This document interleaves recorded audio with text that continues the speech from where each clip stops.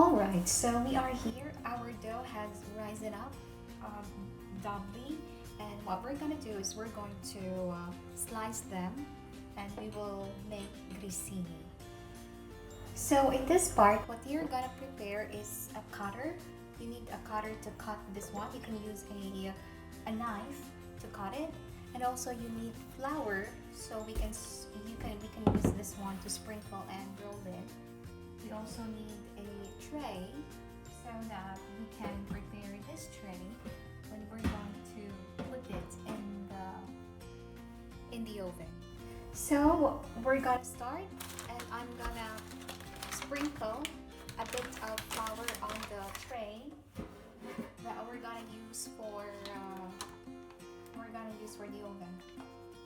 I need a bit of flour here so it will not stick on the tray. Here, and I'll slice this one.